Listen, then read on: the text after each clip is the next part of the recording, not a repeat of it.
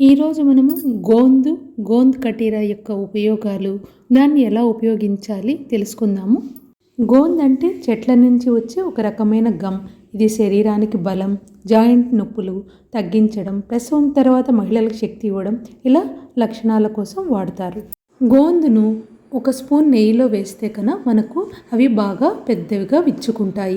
దీన్ని ఎక్కువగా లడ్డు, చిక్కీ, స్వీట్లు, పానీయాలు వాటిల్లో తయారు చేయడానికి ఉపయోగిస్తారు. గోందును ఎక్కువగా శీతాకాలంలో వాడితే చాలా మంచిది.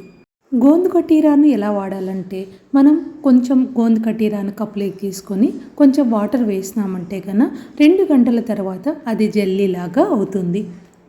ఈ గోంద్ కటీరాను పాలు, జ్యూసు, షరబత్లలో కలిపి తాగవచ్చు. ఈ గోంద్ కటీరా వేసవి కాలంలో చల్లగా ఉంచుతుంది, కూల్ ఎఫెక్ట్ను ఇస్తుంది, జీర్ణక్రియను పెంచుతుంది, శక్తిని ఇస్తుంది, మనకు బాడీ పెయిన్స్ను తగ్గిస్తుంది. ఇది చర్మానికి చాలా మంచిది, ఇమ్యూనిటీ కూడా పెంచుతుంది.